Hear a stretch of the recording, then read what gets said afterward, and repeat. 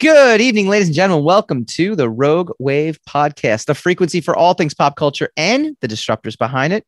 We talk comics, movies, TV, and pop culture every Wednesday night, 8 p.m. Eastern on Facebook.com/Rogue Matter Podcasts. Download this podcast immediately following the live stream on all major podcasting apps, or go to roguewavepodcast.com. That's wave without an E to subscribe on Apple Podcasts. Join the movement. Go Rogue, roguematter.com. I'm your host, Michael Dolce, as always, joined by my cohort in crime, Mr. Hassan Godwin, Lord of the Radio. How you doing, sir? Happy Wednesday. So it is a happy Wednesday. Off air, the dilemma of my Wacom pen tablet has been resolved. I bought an X pen, and it works very nicely with Mac OS Big Sur. We vaguely touched on this last week, and I don't even hardly remember it. So now you're like celebrating something that I'm like, wow. So I don't know if there's any, artists out there, digital artists out there, or people that just like using digital, mouse tablet, pen tablets to do their people to just do like work. Stabbing people with digital pens. It's possible, yeah. I was having a problem where I would double. It basically would turn into a right click when I would toggle between my apps, to the point where I actually even got used to just hitting like the force quit to get it to undo it. Like it was almost like part of my natural thing, but I was like, there's got to be a better way to do this. And I would, reinstall drivers, uninstall drivers, all this fun stuff. Yeah. And finally I just gave up. So this is an unofficial product endorsement for the X Pen. It works. and that makes me happy. It does its job correctly. So no toggling. So now it's just you and your talent again. As opposed to, exactly. Yeah, we can't blame. You get all of this now without the fury of having a right-clicked mouse on the screen. What else makes me happy is it is happy May the 5th. I'm not even going to bother. It's Cinco de Mayo, first of all. So have a Corona. If you're vaccinated, have a Corona outside. Go to a restaurant. Well, it's a little rainy. It's a little drizzly. Yeah, but I would go outside in the rain to have a Corona, with other human beings 6 feet away from me. Well, no, but if you're vaccinated, it doesn't even matter now, dude. You're good. No, I still keep them 6 feet away from me. That's just your personal preference. I'm telling you, like a lot of people I know, with myself included, into this equation, we're not giving up the social distancing thing. Not that easily. That's a staple now. That's going to be there. I've seen a lot of people saying, look, I'm not going into a restaurant anytime soon. I don't care how vaxxed I am or how many masks I have. I'm still going to wear a mask because it makes robbing banks like so much easier now. Like when I want to knock off a convenience store, they don't know I'm coming now. They just think I'm being very healthy. Yeah, I'm not going on record. How do you think I put this whole studio here? It was always a pain in the butt. I'm like, where do I put the mask on? How do I get it on?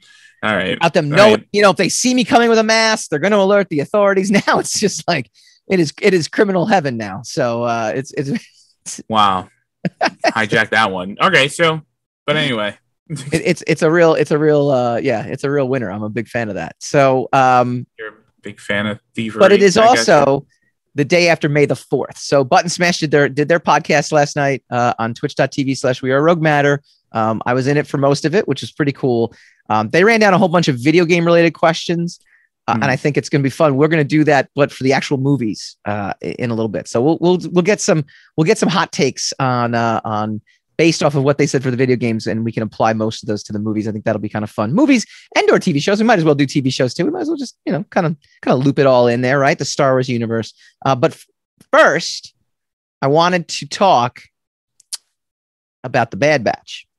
Now, this is, again, Star Wars related. Bad Batch was dropped yesterday for May the 4th. Coincidentally timed, very, very, very nicely for the Disney holiday that they invented. Almost like they planned it. I know. And I'll be honest with you, I did not watch the Clone Wars. I think I caught like a few episodes of Clone Wars, and this is going way, way, way back back in time. A lot. That explains quite a bit, as a matter of fact. No. We've established this. I'm a Star Wars geek. You're a Star Wars nerd. It's much different. Nerds are more in-depthly acute, aware of the subject matter they're talking about. Nerds, a geek is more like a take fan. Themselves seriously. They take the matter seriously, and they they do. They do research and stuff. Like geeks are just like this tourists. Like I agree with you. Nerdy tourists. I am a Star Wars tourist. I don't think there's any question about that. I make no bones about it. I'm an X-Men nerd. I am a Star Wars geek. I think there's a huge difference. Gotcha. It was my first foray into watching Star Wars in an animated way. Outside of the Ewoks cartoon that they just put back on Disney Plus, which I've been trying to get my son to watch, but he's like, I don't want to watch Ewoks. And I got to tell you, I loved it. Like, I absolutely loved it. I was like, this is even though it's a cartoon show, the style of animation and the feel of it still it felt like I'm watching, just another part of the Star Wars universe. It never felt like, when we were kids, you'd watch a cartoon and it'd be based off of like a comic book or something like that. And it would just feel like a cartoon, it just feels like there's something that's not quite, as impactful because of maybe the animation was kind of bad or the writing just was very, it was like a copy of a copy. It wasn't quite like in there. This was to me an amazing first foray into the animated world of Star Wars. And I was hooked. You know me. Yeah, so you never watched the Clone Wars. You never watched Rebels. Right. You never watched Resistance. Correct. So this is a first foray for you. This is the new. I watched, like I said, I watched, remember when Clone Wars was like those 2-minute shorts when they first came out? Like I watched that. The Gedney Tartakovsky, I think. Correct. Yeah. Yeah. Yeah. That's what I watched, but I never watched this kind of iteration of Star Wars before. And you know me, things do not hold my interest very long, especially because I watch everything late after I'm exhausted all day long. I was like, I watched the first like 20 minutes of it and I'm like, all right, I'm going to keep watching this. Like I'm, and at that point I kind of even said, I'm like, wow, this is keeping me engaged. The characters themselves were keeping me engaged. I like the point at which they told the story as well, was right after the Order 666, which was great. Order 66, I guess, whatever it is. Order 66. It was at some point. Order 66. It is 66 or is it 66? It's 66. Order right? 66. Yeah, I like when they put it at that point because obviously knowing the movies, it was an easy anchor point for me to kind of get into. You didn't watch the last season of the Clone Wars. You didn't watch any of that stuff. Like no. You. Oof. Why would I watch the last season if I haven't watched the first season? Because like the last season was tied in directly with Revenge of the Sith, Yes. Which the Bad Batch was kind of. So if that was enticing, and you were able to follow it, then you'd probably be able to follow the last season, which is. I know, but anytime there's a show with multiple seasons, I like getting it from the beginning if I can, and which I might actually, I might dive deep into it. You ain't going back 6 years. Between that and Invincible, I'm enjoying animated shows right now more than I think live action shows. Isn't that kind of funny? Like that's all we had as kids were cartoons. Like you would never get like a real superhero kind of movie, done in a way that was A, faithful, or B, well done, special effects wise. And so all you kind of had was cartoons. So maybe as a kid, I got to a point where I was like, well, all right, cartoons, I've had my fill of this. I would love to see it live action. And now I've been spoiled to the point where I'm like, wow, okay, let me get back to some cartoons because quite frankly, I never gave up on cartoons. So that's good. No judgment. Yeah. Well, I'm just saying, I mean, Netflix, which is you said, isn't that strange? I mean, like, it's not really that strange for me because I've never really walked away from them. That's good. That's good. I like that. So I feel good about my choices. I like the storyline as well too, where you're one of these people who clones who were unbelievably enamored with the Invincible, right? Invincible's got me hooked as well too because it just the style and the way it's done. I like it a lot. I'm sure we'll talk about that. I'm consuming. I think I'm on episode 6 on that one too. Slow. So I'm typing up Clone Force 99, unofficially known as the Bad Batch, was a clone commando special forces squad that was active during the Cold War, the Clone Wars. The squad initially consisted of 4 clone commandos that were designed the Cold War. that were designed with genetic mutations and led by Clone Sergeant Hunter, a clone with enhanced sensory abilities. And in this 70-minute premiere, which, again, 70 minutes, I actually stayed up way past my bedtime last night to finish it. Yeah, they were introduced in the last season of Clone Wars. I love it, but to me, I didn't even need to know that. That's a testament to this premiere. I know. I'm saying it's the show is done that way, so you don't really, that you could just come in, and So those guys fought with like Anakin and Obi-Wan. That's another reason why they're so really good at what they're doing. Also, see what you don't know, what you wouldn't have known, is the little Jedi kid, the Padawan, was the main Jedi from Star Wars Rebels. Was what's his name? Caleb. Oh, man. Yeah, Caleb Dune. He changed his name to Kanan. Who was it was voiced by what's his name? The guy's married to Sarah Michelle Gellar. Freddie Prinze. Freddie Prinze Jr. Yeah. So, I know all this useless pop culture knowledge. Well, yeah. Who's married to Sarah Michelle Gellar?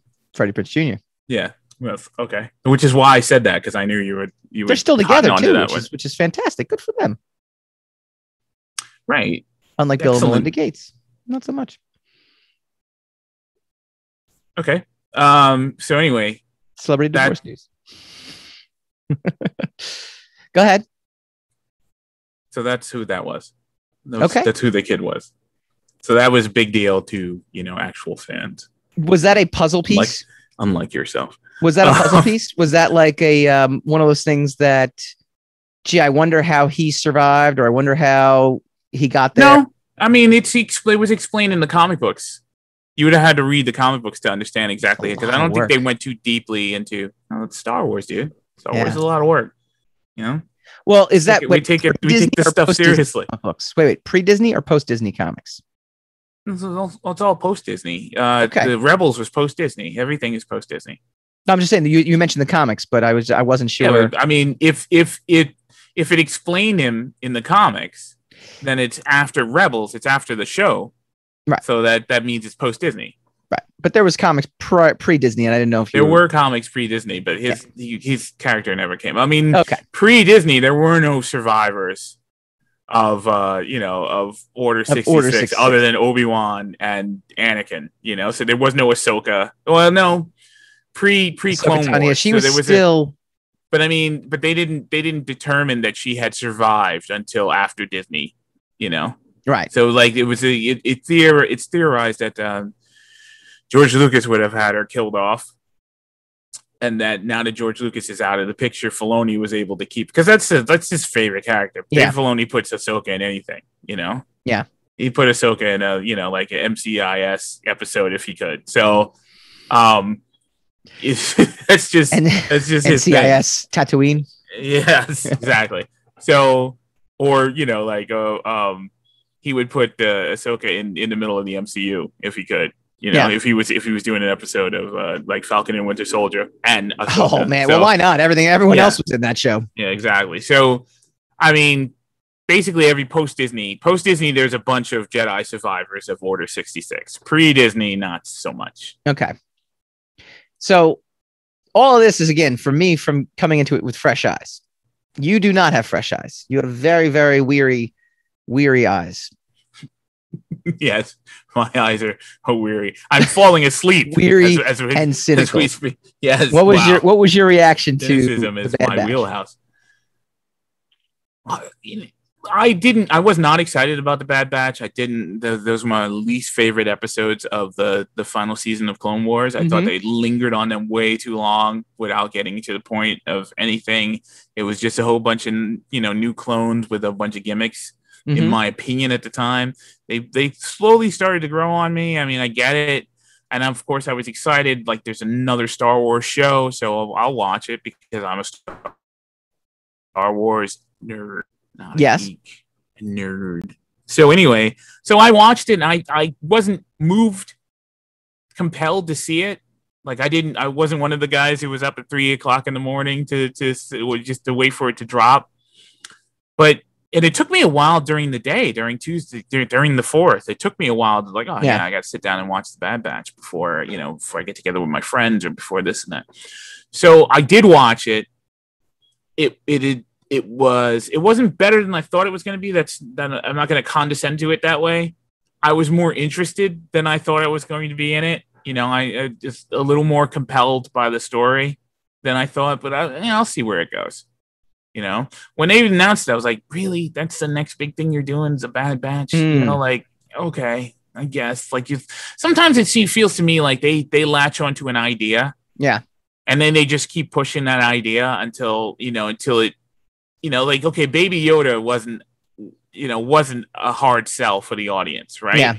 So, like, they show you Baby Yoda, and you're like, holy crap, I want more Baby Yoda, right?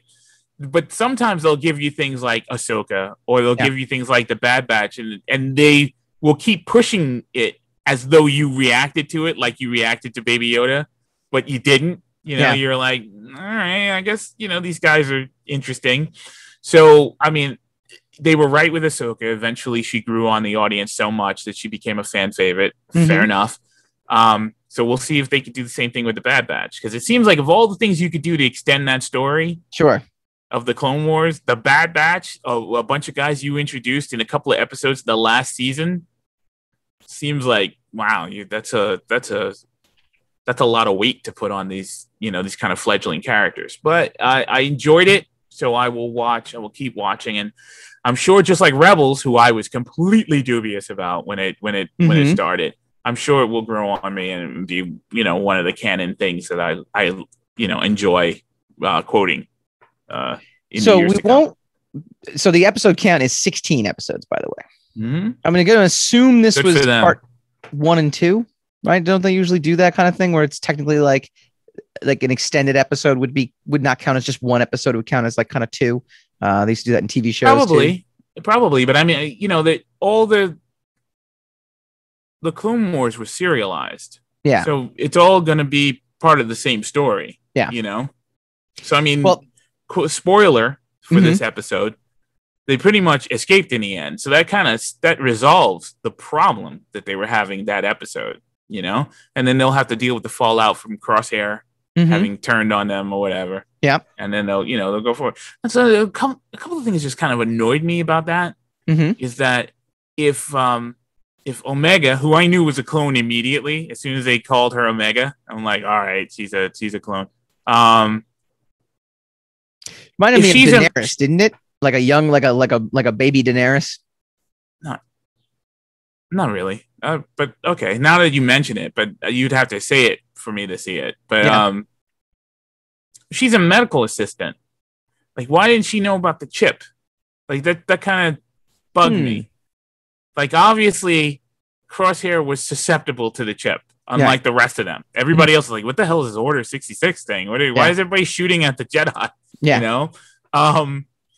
Except for Crosshair. And they just kind of, as smart as they are and as intuitive as they were with all this situational awareness, they didn't kind of cotton on to the fact that this guy is affected by the same thing that you said all the other clones were affected by. Right. And they just didn't. Like, that kind of bugged me. I'm like, yeah, get that guy checked out. If he's one of your guys, get him checked out. Because, I mean, look, spoiler again, in the Clone Wars, Captain Rex was a very popular clone. Ahsoka had that chip taken out of his head during Order 66. He's like, nah, dude, I'm keeping you. We're getting rid of the rest of these guys, but I'm keeping you. So it's kind of a annoying plot hole for me. Like, okay. Just look into it. Say, or have someone mention it. Hang a lantern thing on you could argue, being a medical assistant, that's just something that they assigned her a title of so that they could kind of, because obviously there's great affection for her, from Very the possible. actual, so it's almost like saying like, yo, that's my intern, Yeah, but still say that then. she doesn't really have any medical expertise, but I called her my assistant so I could keep her around. Just say it. Hang a lantern on it. But where would they say? I mean, what opportunity would they get to say that? Lama Su talked to the prime minister a bunch of times. She could have said something to him. That would also defeat the purpose of keeping her protected, right? Because then she ended up. You don't protecting them from the Empire. She knows that she was actually helping them escape either, right? Like there's a question mark there. Lama Su knows. Yeah, no, I know, but the prime minister, I don't know if the prime minister knows. Yeah, but I know, but I'm saying there were conversations between Lama Su and the prime minister that they could have had prior to their escape, so that they could have just mentioned she doesn't really have any medical expertise, so and she's like, yeah, I'm keeping her around, teaching her stuff. So they just could have hung a lantern on it. They could have inserted that anywhere. We don't know. I'm sorry. We don't know if the prime minister knew though or not. That's the question. All right. Right. I mean, we don't, but it doesn't really matter. I'm just saying, if she doesn't, then why mention that she's a medical expert? Excuse me, a medical assistant. If that's not going to have any bearing on something else later. Yeah. Right. We don't know what later. Right. But if you're assuming she knows she was precognitive about a lot of things. Right. Yeah. She presaged that there were going to be problems for the Bad Batch, right? Now that Tarkin had arrived. That's true too. Come on. That's true too. Give me a break. So that's the thing that kind of bugged me. It's like your main guy said, there's obviously something inherited into the regular clones' brains that turned them against the Jedi, but we were immune. He made a point to say all that. Yeah. And then 5 minutes later, Crosshair is like, well, I'm not immune. Like, he's basically saying all these kind of horrible stuff, and they're like, that's just Crosshair. He's just moody, We're just gonna ignore the blatant signs that he is, he's on the other team now. And that bugged me. That's not a deal breaker in the show. Yeah. It just kind of bugged me. I got you. It's like the guy who gets bit by the zombie and then hides it. And come on, man. We know this ends the same every time. We know where that's going. Yeah. Brain seed. The one thing I also noticed about it though, and this was just, this is my own kind of interpretation of the world of the story, and the fact that Dave Filoni did such a great job with Jon Favreau in making Mandalorian and embracing the Star Wars world. There was not a single. It just felt like they were comfortable in the world of the story that was created. They found a pocket in which to tell this story that fit, and there wasn't any attempt to have to deconstruct anything. They're not trying to do anything that's more than just saying, here's some interesting characters. They have an interesting, twist as compared to other characters that inhabit the world. Hopefully you like them. I liked them. I liked the little girl. I liked the conflict that was set up. There was nothing about it to where, and I think Disney has possibly learned this lesson, or it's just the fact that animated, as we've had Jeff Gomez on before to talk about, studio executives just care less about to meddle in these kind of things, to where it was just a good story set in the Star Wars universe, told by people who love the Star Wars universe, and that to me resonated as I'm watching this. I'm watching this with context, as opposed to some of the later Disney movies, which we've obviously talked about, the last two especially, to where it was just a total S show in terms of, Last Jedi specifically telling a story that did not seem to fit with the movie or the story that literally happened prior to it. This one fit nicely in the continuity.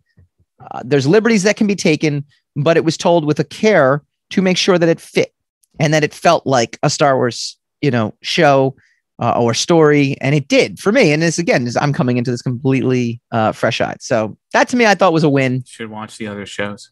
I actually I got to be honest with you.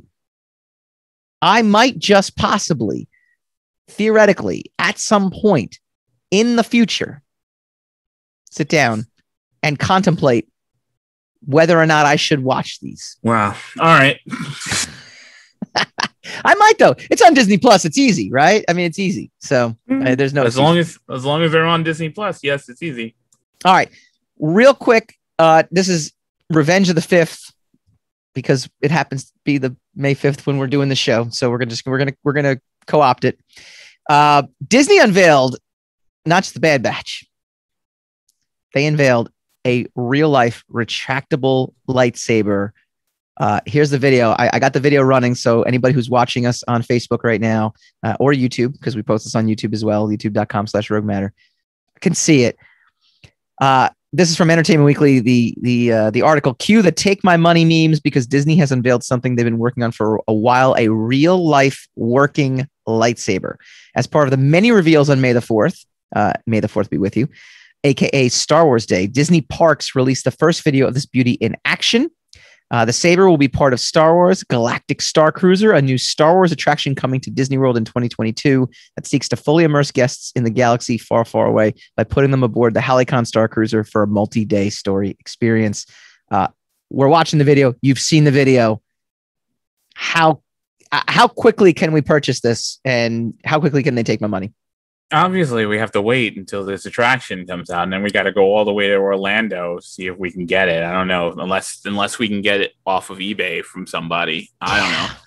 Now, how much money is that going to cost? Like, how much money would you pay for this? How much money would you pay for this? I'd pay perhaps near to 150. Okay. But I wouldn't pay that much more. My threshold was 100, but yeah, you're probably right. It's probably because of the Force effects lightsabers cost about $100, $110. So I'm assuming that the special feature of the blade igniting out of it, which, I am totally skeptical about. I am really skeptical about it. I'm assuming that's going to jack the price a little bit. So probably we're in the $200 range at that point. Someone sold a lightsaber that they made, like a custom lightsaber that they put together themselves that's assemblable or disassemblable. And that has the crystal, the blue crystal in the lightsaber, right? And then you put the thing together, and then it is laid in a wooden box with hay, on top of like hay straw or whatever on a wooden box. And then so the whole box together with that lightsaber that's assemblable or disassemblable was $5,000. Wow. Well, it's a one of a kind. It's a one of a kind. That's why. No, I think I think it was a limited edition, but I think it was kind of semi-manufactured. So they were selling it for $5,000. So, I mean, they'll get away. They will try anything to charge you a lot of money. There are people who probably have so many replicas of that one lightsaber, that the Graflex camera handle, Anakin Skywalker, Luke Skywalker lightsaber, now Rey Skywalker lightsaber. That it's conceivable that there is a gallery. People have a gallery of just those replicas alone, and now they're talking about adding another one with this one that we just saw. It's my favorite lightsaber. I think it's awesome. I think it looks great. Yeah, I would definitely buy one if I could afford it. Let me ask you a question. I'll be able to afford it. Let me ask you a question. Wouldn't it be funny if we think it's like a plastic lightsaber that happens to light up, but it's actually like real? There's just kids like cutting arms off. It hits mass market. People are just getting dismembered. People are like, wow, this is a total mistake to make actual lightsaber that works. I don't think that'd be funny at all. I think that'd be fodder for YouTube. I think there'd be 1,000 YouTube videos of kids getting their heads cut off. Like, if I finger. Yeah, I didn't know it was real. I think you'd see Bob Iger or with the Chopek going, look like a good idea on paper, but we made a big mistake. Executives are like, This is Rise of Skywalker all the way, all over again. Yeah, but like a billion times worse. Yeah, that'd be. I don't know, man. I mean, honestly, the next time there's a capital, they'd all be coming with lightsabers. You've got children. Would you laugh at something like that if you saw I'm laughing because there's no way in heck I'm wondering if you're, because like sometimes you see something do so, You know that's a samurai sword, dude. You know, so when they cut their friend's like finger off, you're kind of like, come on, what do you expect to happen? You know, like I don't want to laugh at your pain, but you were, you know, you're not Jet Li. You know, this guy, your friend's not an expert with the sword, and you're not a stunt expert. So both of you are out of your league. They'd be like, and wow, now one of you is named. Star Wars lightsaber is amazing. Oh, it's not a replica. No, it's not. Yeah, and I mean, look, cauterizes any wound immediately. You couldn't.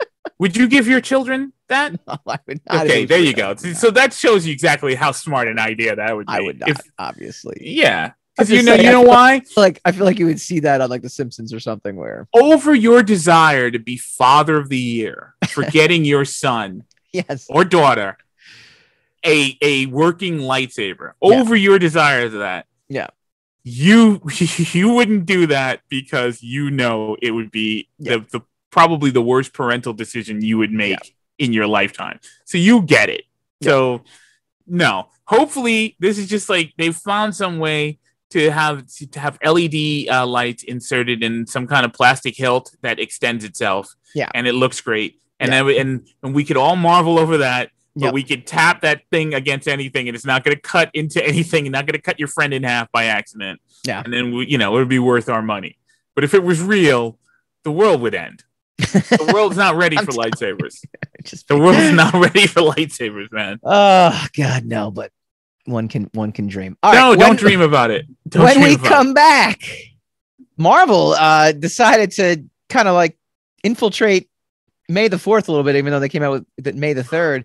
But they dropped a preview trailer of Phase 4. We break it down when we come back. Welcome to Button Stash, the show about the best mustaches in gaming. Casey, it's Button Smash. It's the new gaming podcast from the Rogue Matter Network. I don't know where you got mustaches from. Well, I'm not shaving. But we will talk about gaming news, reviews, inside scoops, and retrospectives. Join us live on twitch.tv/WeAreRogueMatter on Thursday nights, 9 p.m. Eastern, or download our episodes wherever you listen to your podcast. But please, Casey, shave.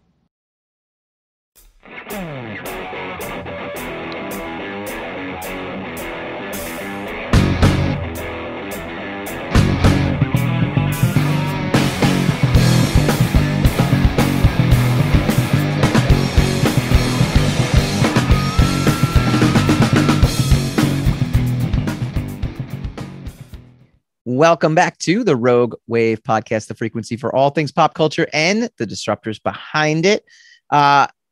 If you didn't catch the Button Smash show, you can always go to youtube.com/Rogue Matter. They will have the May the 4th spectacular episode. We didn't actually even get a chance. We ran out of time to go through the breakdown of the categories that they went through and apply them to the movies. So we'll save that for next May the 4th. Or again, you can go check out their video and you can see what they did discussing the video games in the Star Wars universe and applying those categories to it.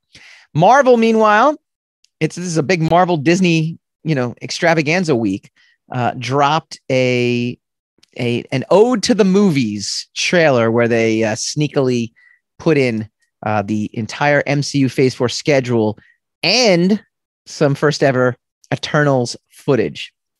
So real quick, the complete schedule, it was dropped on social media, is Black Widow's July 9th, which we knew. Shang-Chi and the Legend of Ten Rings will be in September. Eternals will be in November. Spider-Man No Way Home, December 2021. Doctor Strange in March of 2022. Thor, Love and Thunder, May of 2022. Then Black Panther, Wakanda Forever. So we got a title right there for the first time. Very good title. The Marvels, which... At first, I actually was very confused by that title. We'll get back into it a second. But Captain Marvel 2 will be November of next year. Ant-Man and the Wasp, Quantumania will be in February of 2023. And Guardians of the Galaxy Volume 3 will be May 5th, 2023. And then sneakily at the end, I'm sure you caught it, little 4 emblem. Now, was that a Phase 4 or was that what we think it is? Probably what we think it is. Yeah. I like how they kind of just drop that in there. So one thing I thought about that, let's start at the end, right? And then we'll work our way back to the beginning. By divulging that Fantastic Four will be the first film right? Or at least, oh yeah, I mean, unless something unexpected happens where they shoehorn in another movie, I don't see how they will, just based on that schedule. Fantastic Four will be the first property that was previously owned by Fox that will make its way into the MCU. So that was the definitive, at least, assuming that was a Fantastic Four logo, which we do. That was the first definitive, glimpse into that. Does that make the most sense? That would be the first film? Yeah, that as they would opposed do? to like, and you would sit there and go, well, how are they going to do X-Men? No, I'm not thinking X-Men. I'm thinking Deadpool 3. I was wondering which one of the two it would be, Fantastic Four or Deadpool 3, and it seems to be indicating it would be Fantastic Four. Does that make more sense, or would you have rather assumed Deadpool would be the one that we would get first? No, not really. I mean, They don't really know what they're going to do. Deadpool is way out of their purview of kind of movies that they make. They're going to have to figure out how to incorporate Deadpool correctly, because you can't water it down after the first two, right? Yeah.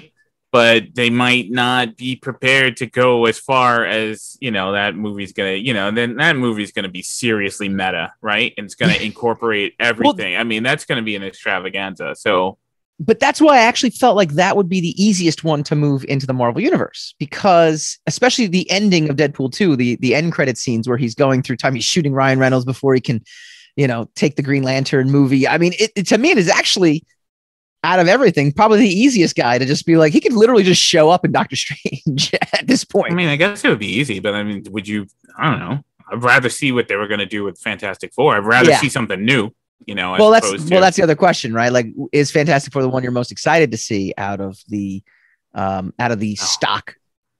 No, which we don't even know if it's if there's going to be a Fantastic Four movie. We got a hint, right? Okay.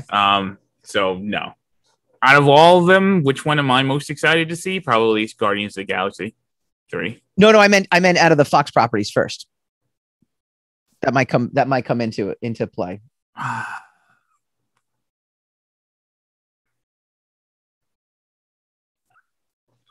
X-Men. Yeah, yes. I'm with you on that. I'm really curious what they're going to do with Wolverine. That to me, I think it's going to be Hugh Jackman. I think it is too. Right? He's going to be like 60 years old by the time these things come out, though. I mean, he's not exactly a spring chicken. True, but I still think it's going to be Hugh Jackman. I think so too. He'll do his chicken diet, and where he eats nothing but chicken, and suddenly he'll be Wolverine again. Someone else said, and I think, my friend said that. My other friend Mike said this. I was talking to him last night. It would take them like 10 years to build up a new Wolverine to the point where we cared about him. Like everybody seems to universally care about Hugh Jackman. Yeah, and it's true. So you would put him in it. I mean, you could. It would work if he was just an ensemble cast in the brand new X-Men, right?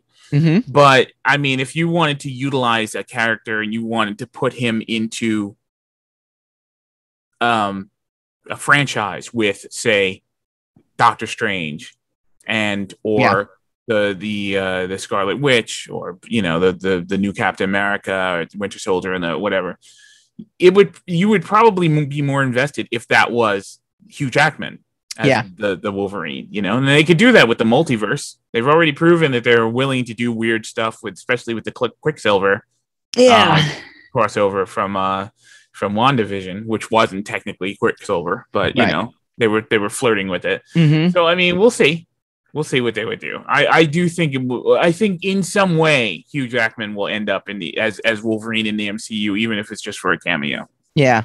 It's interesting, though, because by the time you make a great point, by the time they actually do work up to having X-Men in it, I mean, at this point, it is 2 years from now, and we will not have an X-Men movie, right? There's an entire generation of kids probably at this point between Age of Apocalypse, I think, which was the last X-Men movie, or I guess you can count Deadpool 2 in 2018. No, Dark Phoenix. Oh, God, that's how memorable Dark that Phoenix one was. and New Mutants, technically an X-Men. Oh, yeah. Well, but New Mutants is, again, they're not the characters you're going to see in the new, you just said, all right, go ahead. No, I guess my point being, from the last time we've seen Wolverine, essentially, right? It has been a good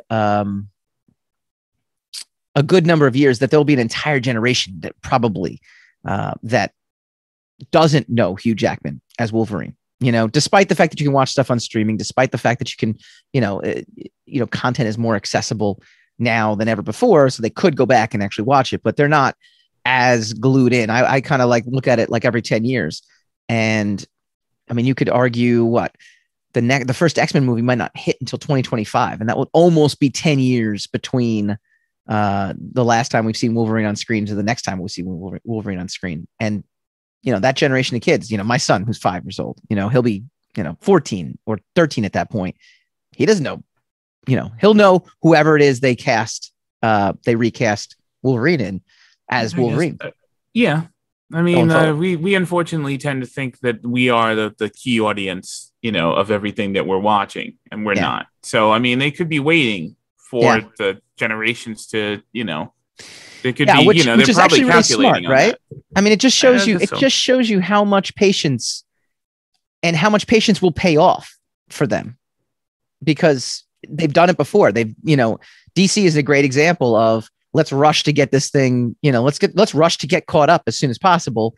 And you get Batman v Superman, you get having to go and release a second cut of a movie that was already out because they had no strategy and no patience to develop an actual, franchise. Yeah.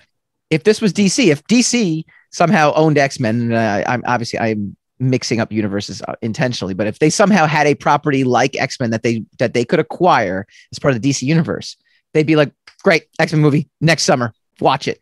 I mean, look at Star Wars too. I mean, look at Disney with Star Wars. To not exercise the patience, be like, well, we need to have a new Star Wars movie out. What's it about? We'll figure it out. we'll figure it out later. How does it tie in with everybody? I don't know. We'll just cast the old cast members. We'll figure that out. Whereas Kevin Feige is sitting there saying, yeah, I'm sure there are executives at Disney being like, we need to release X-Men like as soon as possible. And he's like, no, we're going to go with the Eternals. Yeah, we don't even know where this is going to fit. We started to build up the Inhumans and the Metahumans. No, not the Metahumans. That's this DC. Yeah, but we started to build up the Inhumans.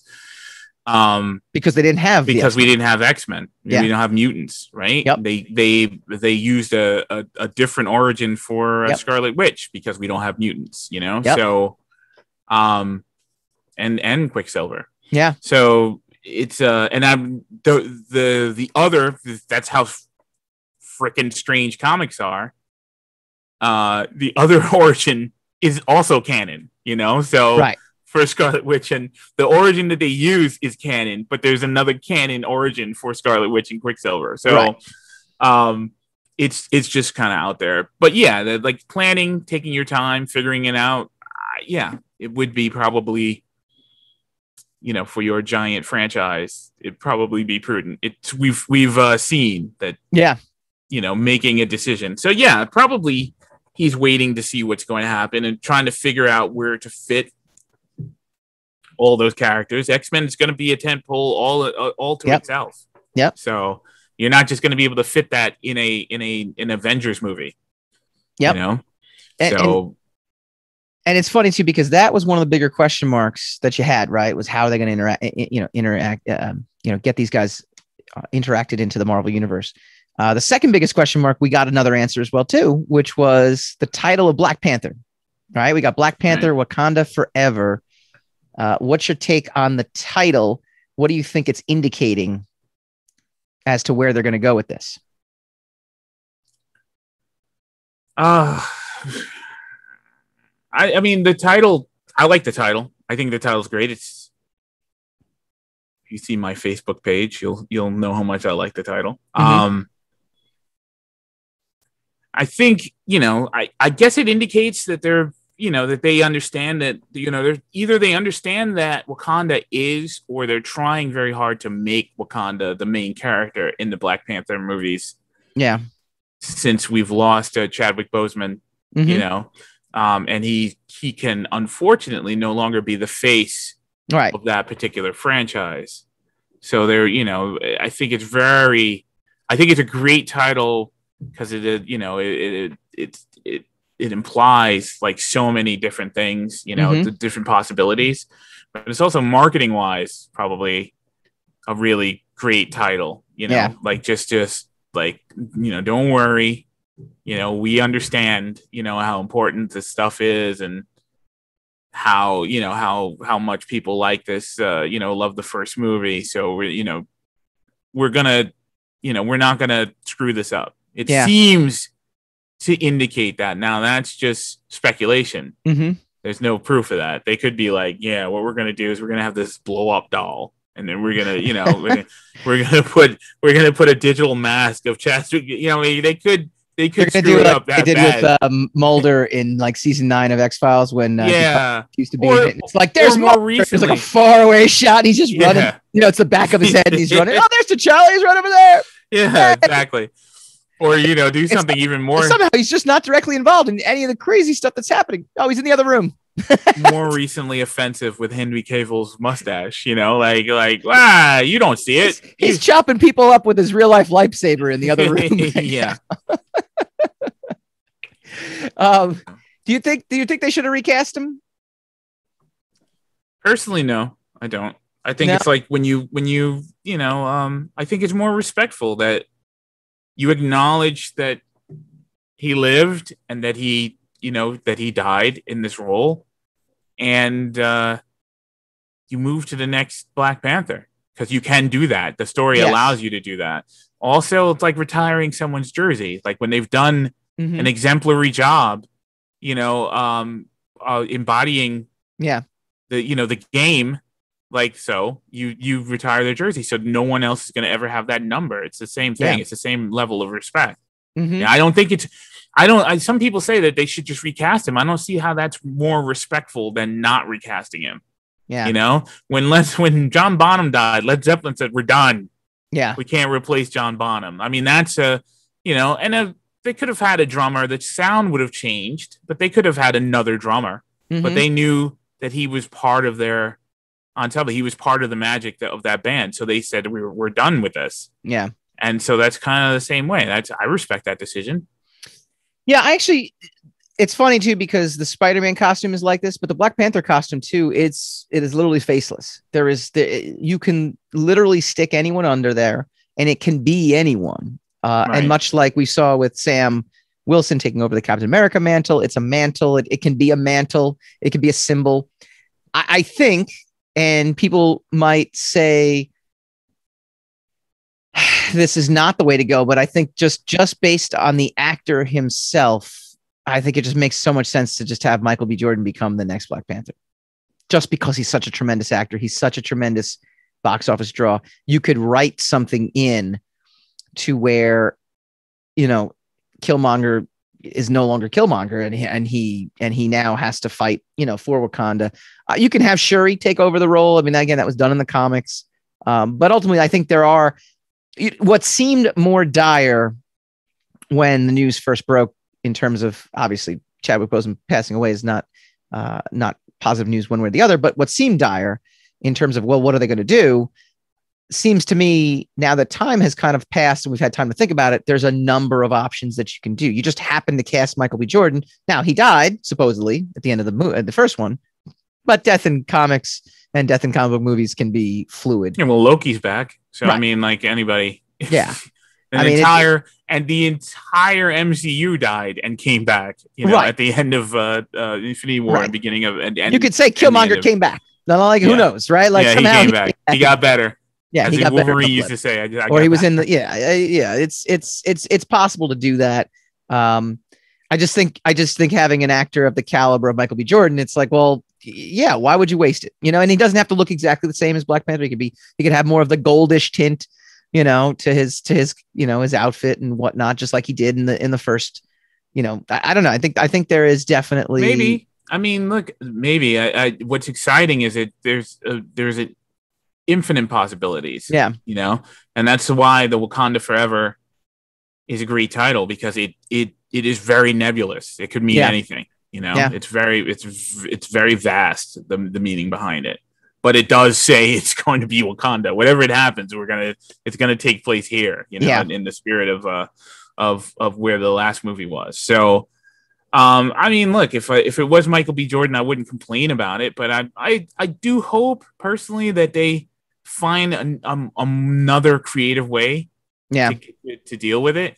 You know, I'm excited by the possibilities. Would you recognize T'Challa's death if it was up to you? Would you recognize that obviously not just the actor, but the character has somehow been taken? I would probably have to. You'd kind of have right? to. I mean, it sucks, but you kind of, if you were going to respect him enough not to recast him, you kind of have to respect him enough to acknowledge that he's passed on. Yeah, I think I would too. I think at that point, the only other option is he's up in space with Nick Fury. Right? And Captain America. Everybody's on the moon. Well, Captain America's old. What happened to Captain America? Like, we, the audience, actually knows that Captain America got old. Yeah, but everybody in Winter Soldier was saying that Captain America was on the moon. They said it like 3 or 4 times. Right. So, like, that's going to be a running gag. Yes. MCU gag. Yeah, it's on the moon. They sent him to the moon.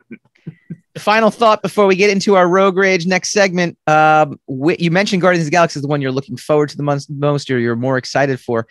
Which of the Phase 4 new films, newbies, will be the next Guardians of the Galaxy, or do you think could be the next Guardians of the Galaxy? We have Shang-Chi, which is a first-time character. The Eternals is a first-time character. I guess that's pretty much it. It's between Shang-Chi and Eternals. Like, which one do you think which one resonates more with you, just based off of, again, very limited footage for Eternals, but at least we got a Shang-Chi trailer out of that. Is that this is a cop-out answer, but I'm really excited about both of them. Now, like, which one of them is going to explode? I mean, the idea of which one will kind of pop the loudest is probably predicated on which one I'm least interested in. Right? Because that's, whenever it's just same as the Bad Batch conversation. If you're not that interested and you watch it and you become, semi-invested, then it's a bigger deal than if, I was so excited about this and this paid off. Yeah. So I'd say the Eternals is just the most like kind of, I don't want to say generic, but it just seems like another, like soap opera team of, superpowered beings that, so like Shang-Chi is, really seems intricate and really, it's going to get into the cultural, aspects of that character and whatever is a whole nother world to look into. So that's like really exciting. And the Eternals is kind of, I'm interested in it, but I don't know much about it. And it's kind of nebulous to me. So I think if the Eternals explodes and becomes huge, that would be the equivalent of Guardians of the Galaxy for me. So I would say Eternals. I guess that would be my answer. Do you know what's funny? In posing this question and actually thinking about it, I actually walked into the question or walked into forming the question, believing that Marvel, now that we're post Avengers Endgame, doesn't have any heavy hitters left. It's amazing, right? Like, when you think about it, the notion of Phase 4, will Phase 4? Oh, well, how could they possibly, now that Avengers is over, now that Tony Stark is dead and Chris Evans is on the moon, and how is it possible? And there's no T'Challa. They don't have, they're coming out with B-level characters, and that's all we're going to get in Phase 4. And again, this is just my own reaction or my own interpretation, and I'm actually declaring it false as I'm thinking about it. You've got Black Widow, who's a known entity. Mind you, it's a prequel, so it's not necessarily something that you think is going to have long-lasting impact for Scarlett Johansson as the character, but you might have other characters spawn from that movie that, break out into their own movies. But you got Spider-Man coming out. You got another Doctor Strange movie, which was a big hit. You got another Thor movie, which was a big hit. You got another Black Panther movie that was a big hit. You got Captain Marvel was a huge hit. Even Ant-Man and Wasp are known quantities. And then finally you end it with Guardians of the Galaxy. So it's funny. Yeah, I don't think we're gonna have a problem. Yeah, I mean, those movies could all suck. They could, every one of them from Succession could suck. But it looks, if you go by the track record, right? They don't lack the known quantity element that I felt like the perception. And they're coming out every 2 months. Starting with Black Widow, every 2 months you're gonna get a new MCU movie up until 2023. Yeah, that's crazy. In the theaters or not for Black Widow for you? I'm not going to theaters ever. I'm gonna go. I think it might be the first movie I go see at theater again. That trailer. That's the one thing the trailer did remind me was the communal experience too. And I was like, man, that I remember that. Yeah. Oh, I never liked the communal experience. Yeah, I'm gonna wear a Darth Vader mask when I go out. That's fine. I'm literally gonna perfectly be acceptable. Yeah, I'm gonna be literally that was pre-pandemic though. Futuristic so iron right? lung. Yes. Yeah. When we come back, Hassan Godwin's Rogue Rage. Is this the end of comics as we know it? Probably not. When we come back. When the girlfriend of Markham, an elite assassin, is murdered, he has one thing on his mind: revenge. But the search for her killer raises more questions than it answers and sends Markham down a long, dark tunnel into his past. Markham must decide whether he's prepared to risk his life in order to discover the truth. Now appearing on the Rogue Matter website, Hollow Mark. Read it for free. Go to roguematter.com.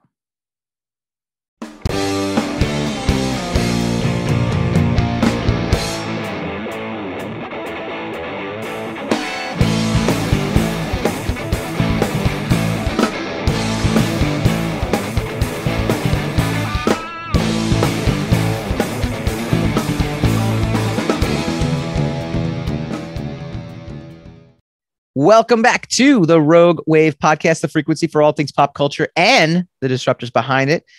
We love to do this. We love to give Hassan his own segment. It is Hassan's Rogue Rage, all the rage in the pop culture universe. And it doesn't have to be angry. We've established this.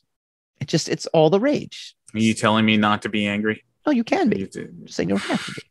So let her rip, Hassan. The show is yours. Have you seen the designs for the new X-Men? I have, for the Hellfire Gala. Show-stopping new designs for the best mutant fashion.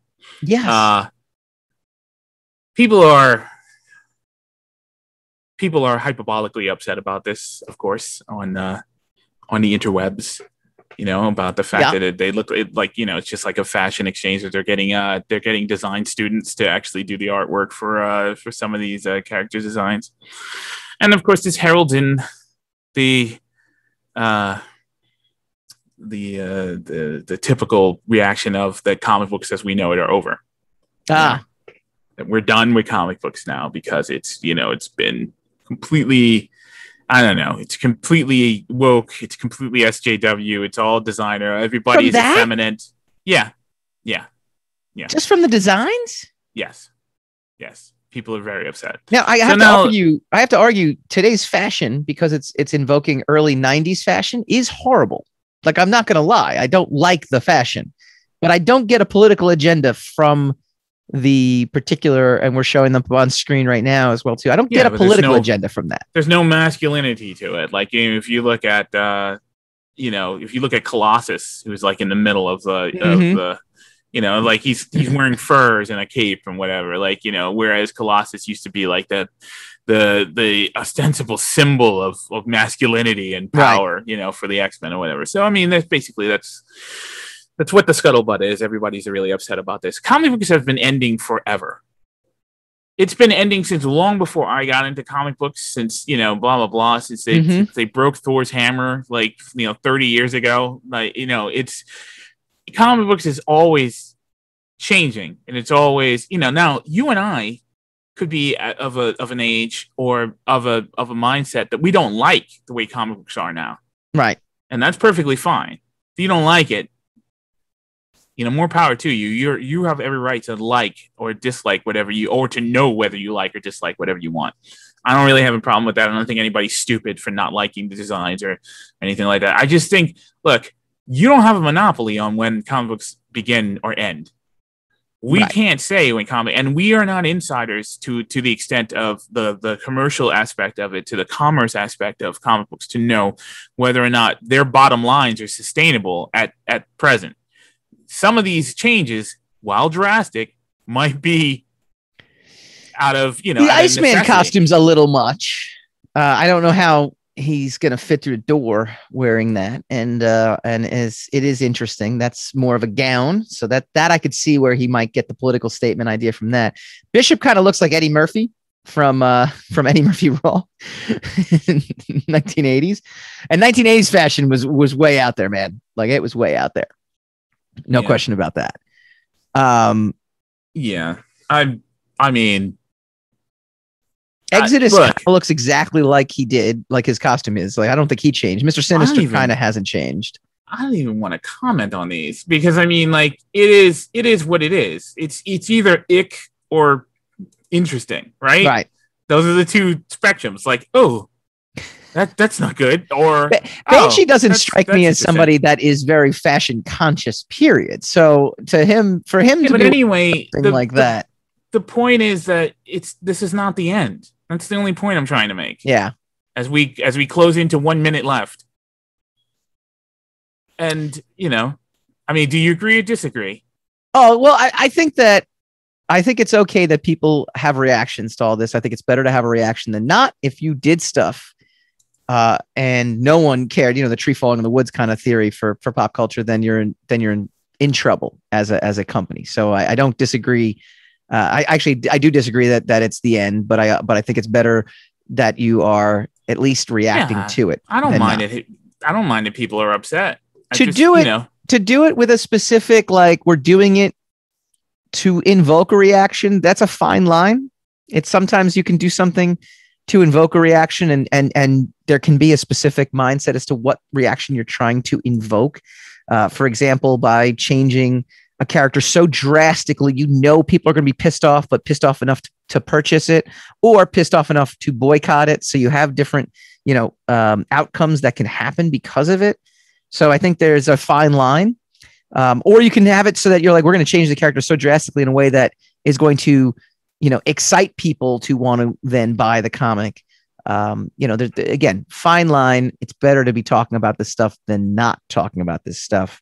I don't necessarily, with the exception of Iceman, I got to agree. Yes, I think Iceman is the one outfit where if you're thinking about a statement, they're making more of a statement with the decision to. I'm not even commenting on these guys. No. Like, I'm saying I am commenting on this. I know you're saying, is this the end of comics? No, it's not the end of comics.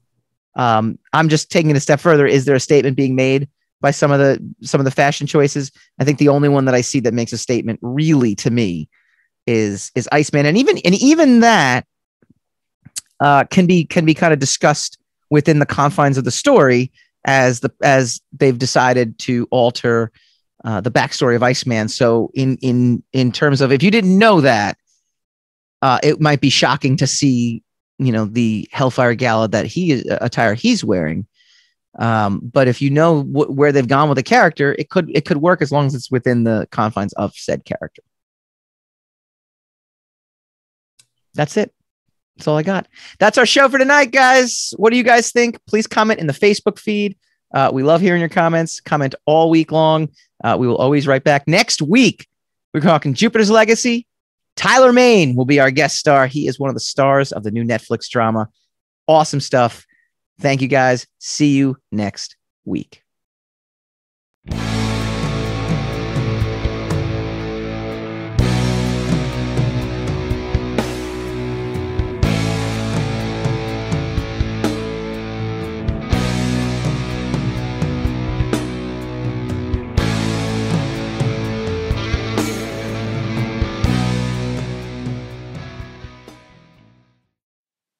Rogue Wave.